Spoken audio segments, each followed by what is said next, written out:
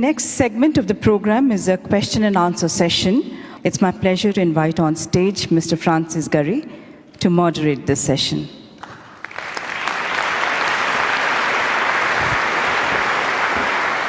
Come.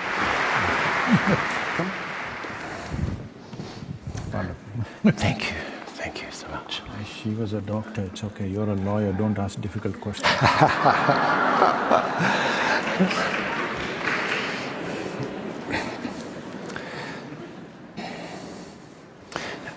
Sadhguru, it's really a privilege to have this opportunity to interact with you, and please allow me to thank Ambassador Rajiv Chanda for giving me this opportunity.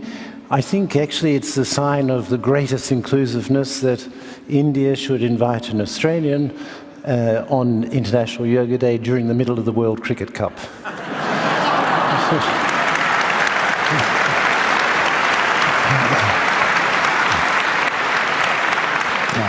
So this doesn't mean we are this doesn't mean we are going to be kind to you on the cricket field. I've noticed. So now I have many questions from many people in the audience who would like to ask for your wisdom, but may I start by asking you one myself? Yes. So the power of inclusiveness. Now if we go back in the world, say 30 years, we see that there were many signs of opening. Walls were coming down. Many initiatives were taken to open up the world, which I think brought many benefits. If we look around the world now, there are many signs of closure. Walls are being constructed. There are many policy measures being taken by many governments, closing borders to persons, closing borders to goods. I wonder if I may ask how you see all this. See,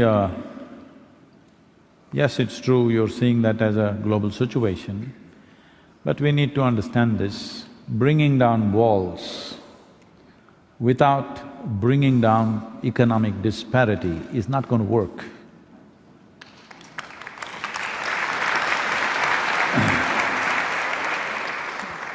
When we brought down walls, then itself we should have understood that we must strive to bring down disparity in the world. No man or woman wants to leave their home and go somewhere else to some strange land and live there just for survival. Nobody wants to do that.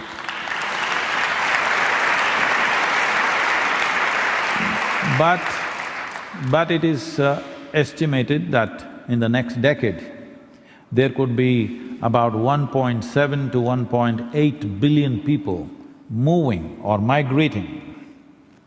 When that many people start migrating, your wall is not going to work anyway. Wall will work when they're in a few thousands, maybe a million, but when they go to a billion, your wall is not going to work, it's going to be a tragedy, because now you see a stream of people coming.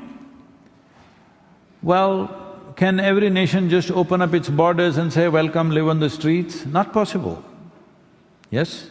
So the thing to do is, which I've been striving to do and I'm failed to do, is in the last 25 years I've been trying to bring some key people in the world together so that this initially we started as 1%.com, and I try to create a board, and every time we are about to do it, some warlike situation comes and some nations back away and it never happened, all right?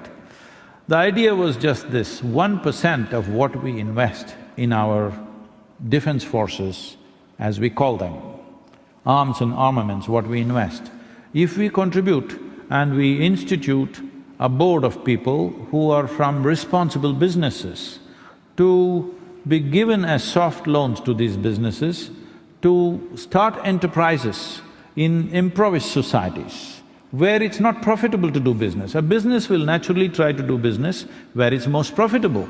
You cannot ask them to go and do business somewhere in one corner of Asia or Africa because they are looking at their profitability. Essentially, this attitude is because money is expensive. The money is expensive. If you give them a softer money, which is not expensive, for a gestation period of 12 to 20 years, and very soft kind of cushion for them to develop an enterprise, develop the talent and create industry and business in impoverished societies, the reason for these people to migrate will go. Instead of making that investment, you invest in putting up walls, you will see walls will work to a certain point. I'm not even saying it's wrong, because the sovereignty of a nation is essentially determined by the geographic borders. I'm not saying every nation can open up and let people inside, it's not possible to do that. But you will not be able to control it this way, nor is it very humane to do it that way. So the only way is, in some way we must see how economic disparity is lowered. We cannot level it absolutely, it's very, very far away, leveling it. But if we strive in the next 10 years, if there's enough investments going into various parts of the world from where people are migrating, if you start businesses there, if you start enterprises there, if you start economic activity there, then the need for them to go elsewhere to make a living could be reduced and migrations could be controlled, because nobody wants to leave their homeland if they can make a living there.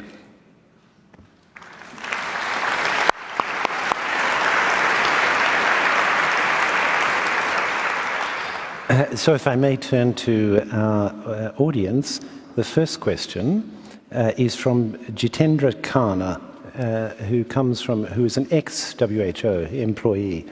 And the question is, physicists have concluded, as of now, that the universe is deterministic. So, is there free will for humans, or is free will an illusion?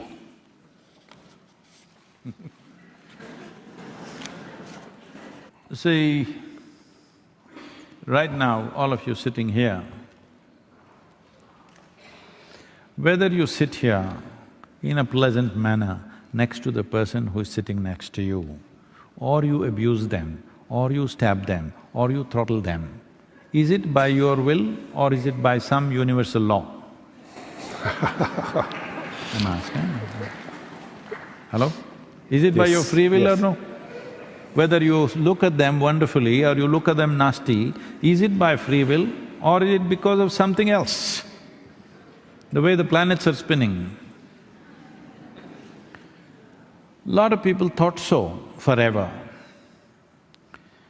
because people think they are the way they are because of the way the stars are moving right now. Unfortunately, a whole lot of stars they're looking at don't even exist, they're gone long time ago. But they're determining your future and your life. So, I see many Indian origin faces. In India, we have something called as karma. Today it's become an English word. In the Oxford English Dictionary, it is an English word, so I can use this word. Karma means action. Action means this. When you sit here, your body is doing its own things, it's acting, that's why we are alive. Mind is doing its own things. Our emotions are doing its own things. Our life energies are doing their own things. Every moment of your life, in wakefulness and sleep, these four dimensions of activity or karma are happening, isn't it? Hello? Yes. From the time you woke up today morning to now, whatever number of hours, if you are a 12 o'clock person, it is just 6 hours. If you're a 6 o'clock person, it is 12 hours. In these 12 or 6 hours that you've been awake, how much of your physical, mental, emotional and energy activity has been a conscious process? Hello? How much do you think? Believe me, it's well below 1%. So when 99% of your activity is unconscious, obviously you think something is hitting you from elsewhere. If you make 10% of what's happening in body, mind, energy conscious, suddenly people around you think you're a superhuman being. Yes, people think you're superhuman, you're determining everything. If 100% it is determined by you, they'll start worshipping you godlike, because all that happened is you became more conscious.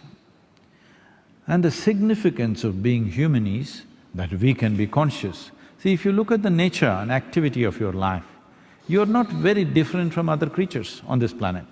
They are born, you're born, they eat, you grow up, they grow up, you sleep, they sleep, you reproduce, they reproduce, you die, they die. It's just that they do it more gracefully, you do it with lot of fuss.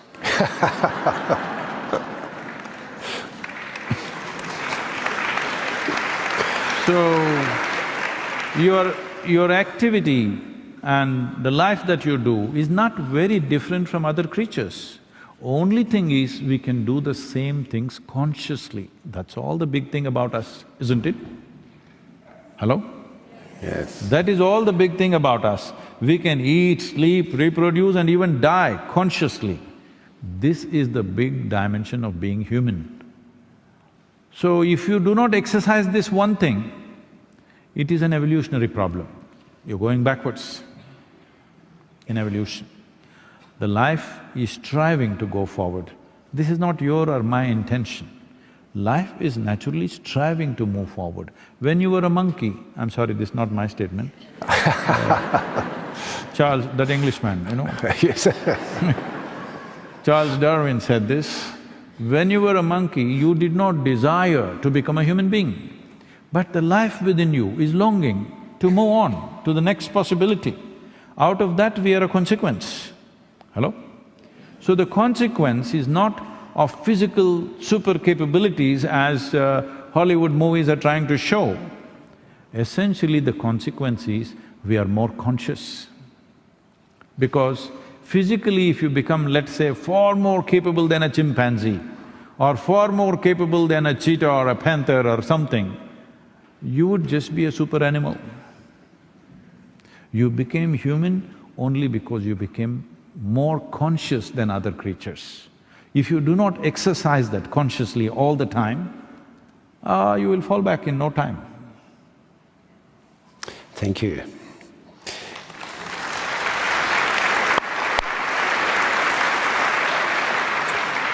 So now we have a question from Nilufar Bawa, former employee of the Global Fund to Fight AIDS, Tuberculosis and Malaria.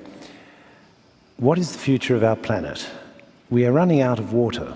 The glaciers are melting. What happens when we run out of water? Will mankind and life go extinct on Earth? We are not running out of water. Million years ago, how much water was there on this planet? Still the same amount of water is here. Only if some men go off to Mars, they will take some water and go. Yes.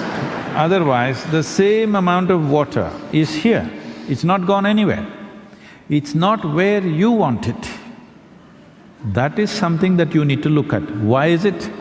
Why is water going away from human habitations? Why is it lodging itself somewhere else? Obviously, we are not living the way we should live. Very simple. Hello?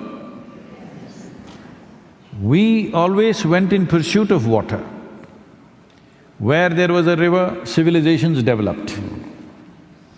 But now water is trying to move away from us. We must be doing something fundamentally wrong. Hello? Isn't it? We are doing something very fundamentally wrong in the way we are organizing human habitations. We need to look at this seriously now, very important. Otherwise, you have to go and live under the ocean, because that's the only place there will be water. Thank you. So I stay on water, and this one comes from Sasang Pai, a cognizant. I came to know the Isha Foundation through Rally for Rivers. Please could you enlighten us on the possibility in progress and how we can contribute? Oh. I think they showed something on the video about Rally for Rivers. We made a 760-page policy recommendation as to how Indian rivers should be managed, because on an average, all Indian rivers on an average have depleted about 40% in the last 70 years. Some rivers have receded over 60 to 70%, major rivers. We must understand this, the European rivers are of a different nature and Indian rivers are of a completely different nature. Here largely the precipitation comes in the form of rain and also snow. And glacial water is probably the main source. I believe about 55 to 60% of European rivers are coming from glacial waters. In India, only 4% of river water is glacial, rest of it is forest-fed. River is not the source of water in a tropical land. River is a destination into which the water comes. The only source of water we have is monsoon. And this monsoon pours down in 45 to 50 days in a year. What comes down in 50 days? All in the form of water, not in the form of snow. Because snow will pile up and stay for 2 months and slowly melt and trickle into the land. That is not how monsoons come. Monsoons come like a torrent of water, all liquid. So how do we hold it? We were holding it because there was substantial vegetation everywhere. So vegetation and the richness of the soil held it and slowly let it go in the form of streams and rivulets which all joined together and became a river. But we have removed green cover in such a way, if you have flown over India, if you fly from Delhi to Chennai or Bangalore, if every 5 minutes you look down, it looks like one brown desert, except for the Western Ghats and a few patches here and there, rest is all farmed totally. Because there is no vegetation and there is no richness in the soil, we are not able to hold the water. When the rains come, there is flood, otherwise there is drought. At the same time, at the upper regions of the river, there is flood, the lower regions of the river, there is drought at the same time, at a given time. This phenomena is happening mainly because of removal of vegetation. To what extent? Means you must understand this. For example, Ganga Basin, where it accounts for 25% of India's geography, 33% of India's agriculture, we have removed 92% of green cover in the last 60 years. What's the plan? So Rally for Rivers mainly is pushing towards putting back at least 1/3 of the green cover back on the Indian subcontinent. So right now, as a sample of that, we are doing one short river which is 54 kilometers, which unfortunately became notorious as the suicide capital of India, which is called as Yavatmal in Maharashtra, where maximum number of suicides happen. Almost every third family we meet has had a suicide in their families. So we have taken this up hands-on project, where recently the cabinet approvals have happened and we are working on the ground. Our volunteers are meeting every family, 9,600 families in the Yavatmal region are being contacted and given a cell phone number. In case of any distress, they can get back to us. The fundamental is to change them from regular farming where there is no scale. They're just scratching land which is 2 acres, 3 acres per family. They cannot invest enough in a 2-acre land. If they invest, they become debt-ridden and drives them towards suicide. So we are seeing how to make them an integrated way of approach and also towards agroforestry, which will revive the river. A larger project that's coming up, which all of you can participate in whatever way you can, because we need a big push for this, is called Kaveri Calling. Kaveri is a river which flows mainly between two southern states, Karnataka and Tamil Nadu. These two states have been at war with each other as to who should drink more Kaveri water. See, if there were 2 glasses of water for both of us, we will drink our water and be nice to each other. Suppose there's only 1 glass of water between the 2 of us, we're nice people but we'll fight. Yes or no? Probably. But Yes, I'm sure you won't. No, if there's no water, I will also fight. I'm saying, people will fight, isn't it? Because of scarcity, people will fight. Even nice people will unnecessarily clash with each other. This is what has been happening. Here we have removed 87% of the green cover. Kaveri is very dear to me because I grew up around this river. Once I floated down this river for 13 days on just 4 truck tubes and a few bamboos. I lived off the river. In my experience, I never saw this river and fantastic forest that was around as natural resource. I always experienced this as a life larger than myself. It's a much bigger life than you and me. And it has been there before you and me and it should be there after you and me. But right now we brought it to a place where it may not be there. What's been there for 1,000,000 years may not be there for the next generation. We're bringing it to that place. Right now the scientific studies show Kaveri has depleted 46%, but I don't agree with this because they are taking the monsoon flow also as the volume of water. If you leave the monsoon flow, if you just go and see the river after October, in my eyes, it seems like it's 25 to 30% of what it was when I was a child, around that place. So it's depleted so sharply, it's been troubling me. So now we are doing this. This is a rally of a different kind. The Rally for Rivers was purely an awareness because river is a concurrent subject in India between the central government and the state government. We wanted to bring that concurrence, which we managed for the first time. The 16 states at that time were ruled by 6 different political parties. For the first time, they came together on one cause. Otherwise, opposition parties have always been, whatever one says, the other will say just the reverse of it. This is how it's been. But they came together and spoke in one voice, which itself was a tremendous thing. It showed the maturity that there is, in spite of the daily fighting that happens, when real issues come, they stood up for one cause. That was fantastic. 162 million people supported this cause in 30 days' time. I personally drove 9,300 kilometers, 142 events. Literally, we were on the road 30 days non-stop driving and talking ourselves hoarse. But this did the job. Now, the Rally for Rivers recommendation became the official recommendation for the 29 states, that the government sent this as an official recommendation.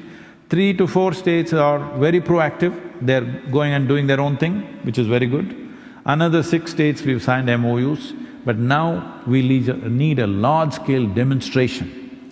See, the important aspect of this is, we are shifting farmers from 3-month, 4-month crop pattern to agroforestry, which will multiply the farmer's income. Right now, we have transformed 69,760 farmers into agroforestry, and their incomes have multiplied 5 to 8 times in a matter of 10 years' time. So this multiplication of income will happen. Why I'm saying this is an economic plan with a significant ecological impact. That is what is important, because the moment you talk ecology, all the businesses become cautious because these guys are going to come and bash us. All ecologists or ecological activists always trying to hit some industry or some business. So this is what I want to change, and this is what we have successfully changed, is economy and ecology have to go hand in hand. If you pit one against the other,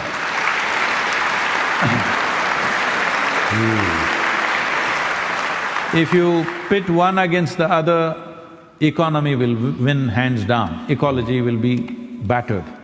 So that is what has been happening, especially now in India, because we are looking for an economic surge. We are talking about becoming a $5 trillion economy. When we go like this, there is a possibility ecology could be trampled. So we are working with the governments because it's very, very important. This is something always, at least in India, the people who represent ecological concerns have never worked with the governments, always against the government. If you're serious about doing something, you have to work with the government. There's simply no other way. Well, there may be compromises because they have their own concerns, they have their own political and budgetary issues, and various other dimensions are there, not just some ideal that we hold. So this is a new trend that we have created, that ecological concerns are not of… People have always treated like this. Economy is today's concern, ecology is tomorrow's concern. I'm saying ecology and economy are today's concern and they have to go hand in hand. So if you want to support in some way, Kaveri Calling will start in September.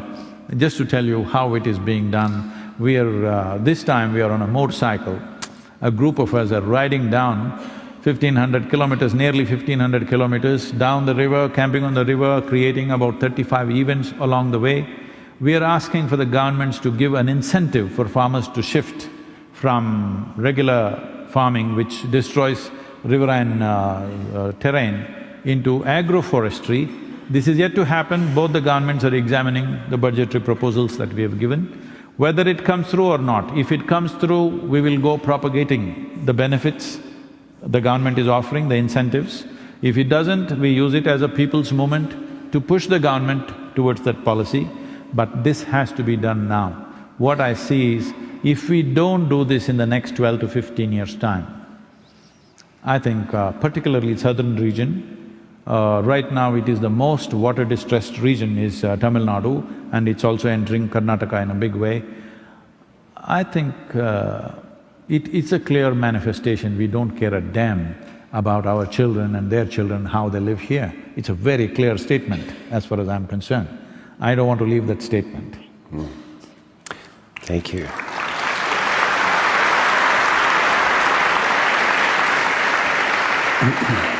So this question takes us more explicitly to yoga. Yoga seems to be the current buzzword, from exercise as asanas to meditation for body and mind well-being. How exactly do you define yoga? Oh, I thought we've done plenty of that. Yoga Yes. means union. Even the chant we did was just that. You do it somehow, okay? You do it with austerity, or you do it in a pleasurable way, you do it sitting alone in a mountain, or you do it being with everybody, somehow. How the hell you do it, it doesn't matter. Somehow, you should become like this, that if you sit here, your experience of being alive is fantastic. Nothing need to happen. If you sit here, you're alive and it's fantastic. Is it… let me tell you this. Right now, what is the most important thing in your life? Your bank balance, your business, your family, your relationships, what you're planning, or you're alive right now? Which is most important? Hello? You're alive right now, that is the most important thing, isn't it? So you do this much, I'll teach you a simple yoga right now. Tomorrow morning, if you do wake up, see, you think it's a joke. You're thinking it's a joke. No, mortality is not a joke. This is the problem with most people. Most people think other people die. No, you and me will die. Hello? You and me will die, isn't it? I'll bless you with a long life, but still you die with a blessing, isn't it? Mortality is a real thing. Every day, nearly 250,000 people don't wake up tomorrow morning. By natural process. So in case you wake up tomorrow morning, check if you're still alive. If you are, will you give yourself one big smile? You're still alive? Hello? Hello, will you do that?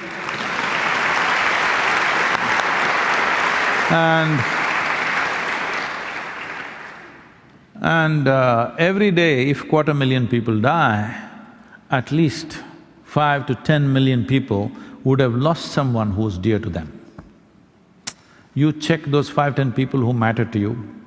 If they're all alive, will you give yourself one more smile? Hello? To yourself, not to somebody. All of them are alive today, all the people who matter to you immediately. Will you give yourself one more smile? It is 7 o'clock and you're still alive. Please understand this, what is ticking away is not a clock. It's your life which is ticking away. Since you came and sat here, you're 2 hours closer to your grave. Hello? Yes or no? Mortality is a real thing. If you're conscious of it, then you will make the best out of this. You think you're eternal, then you live like a fool. You have time for all kinds of idiotic things. If you know life is ticking away, you will do the best things that you can do, isn't it? Hello? You will not do the best thing, you will do the best things that you can do, and this is all we can do. In your life, if you do not do what you cannot do, that's not the issue. But if you do not do what you can do, you're a disastrous life. So yoga means to avoid this disaster.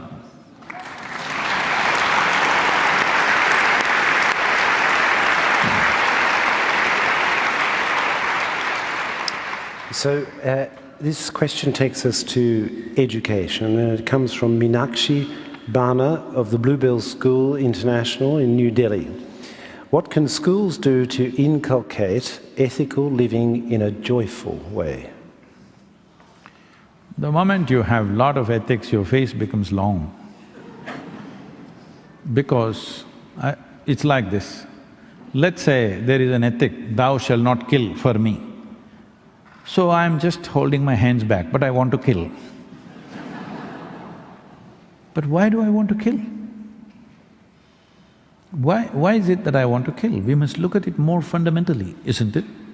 Rather than stopping it with a value that I set for my… no, I'm not going to do this, I'm not going to do that. So please understand this. Just try this right now. Shall we try an experiment with your mind? Next 30 seconds, nobody should think of a monkey. Try. Please close your eyes and try. Oh, only monkeys, isn't it? This is the nature of your mind. In your mind, if you say, I will not, only that will go on. Why are you making life so difficult? Why do you think you are born wrong and you have to be fixed? No. You think creation has made a mistake with you? Hello? You think creation has made a mistake with you? No. It's fine, the life the way it is fine. You become something because you imbibe all kinds of nonsense from other people. You call this religion, you call this education, you call this morals, you call this values, you call this philosophies, ideologies. For religions and ideologies and philosophies, we have killed more people than for crime, isn't it so? Hello? Absolutely. So, all these morals, ethics, values, philosophies, ideologies are only an effort to prevent crime. But in the end, these preventive measures have caused more death and horror on this planet than crime would cause, isn't it? So why do you think I would like to steal what is in your pocket? I don't care, first of all. Why are you telling me thou shalt not steal? I never thought of stealing anything from you. All this comes because you are in pursuit of happiness. That's the problem. Have you seen every one of you? When you're very joyful, what a wonderful human being you are. But if you're a little angry, frustrated, miserable, you're nasty. Yes or no? So this is what we need to create. We have been always trying to produce good human beings, which is a terrible mistake. We need more joyful and sensible human beings. This is what yoga is about.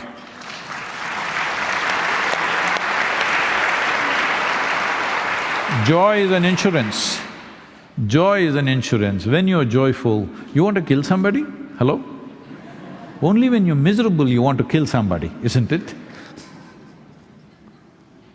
Thank you. Now, I think if I'm reading, we're coming to a… may we have one last one, perhaps? Okay. There are many questions, but a last one from Hiran Jani at Biz. Spirituality, and I think you've just been addressing this to some extent, spirituality and religion are often misunderstood at all levels. How could you explain the difference and the overlap in easy-to-understand terms? Spirituality and religion. Religion, okay. See, if you say I'm religious, you naturally identify yourself as a believer, isn't it? Hello? That you believe something, whatever that is. What is belief? Let's look at this.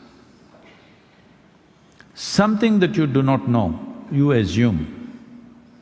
And if 10 of us assume that, this is my religion. If larger numbers happen, it becomes a big religion. But essentially, belief means you are assuming something that you do not know, or fundamentally, you are not willing to admit, I do not know. But I do not know is a tremendous possibility. Only if you see I do not know, the longing to know, the seeking to know and the possibility of knowing becomes a living reality. Everything I do not know, I believe. Now what is all the problem in this world? One man's belief versus another man's belief, religious or otherwise. Yes? If you saw that you do not know, would you have a reason to fight with anybody? So if you saw you do not know, what do? The nature of human intelligence is such, it cannot simply sit here with I do not know, it will seek. When you become a seeker, a spiritual, somebody who's on the spiritual path always refers to himself as a seeker. The qualification to become a seeker is you have realized that you do not know. Yes? You know that you do not know.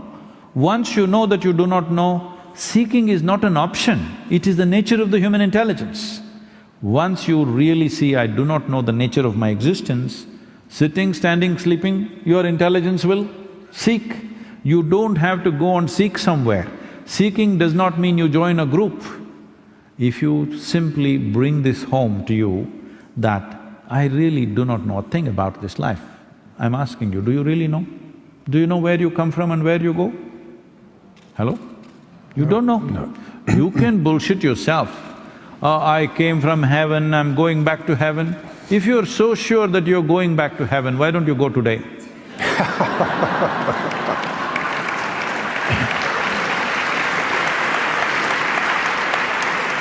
I'm saying, those who are dead sure about it are doing such things, isn't it? Hello? If you knew that you are going to a better place than here, why don't you go? This is the greatest crime upon humanity, that we told people there is a better place than this. This is a crime, because this is not allowing human beings to live their life to their full depth and dimension, because they think the real life is elsewhere. Now, do you have any proof that you are not already in heaven and making a mess out of it? Do you have any proof? None.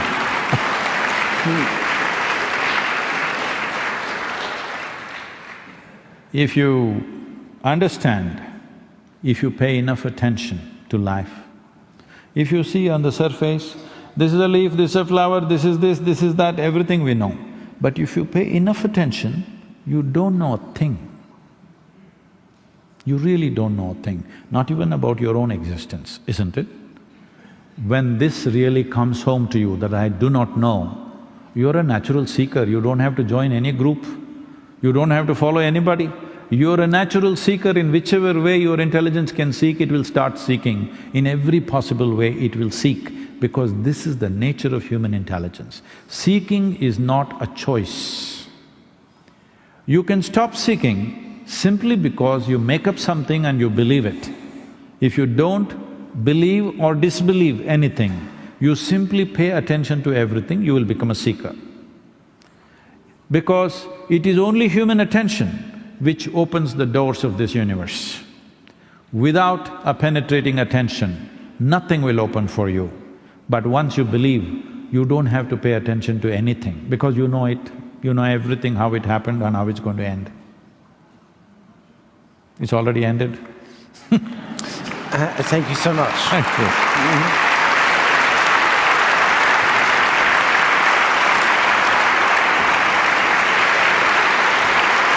Thank you. Thank you. I do too.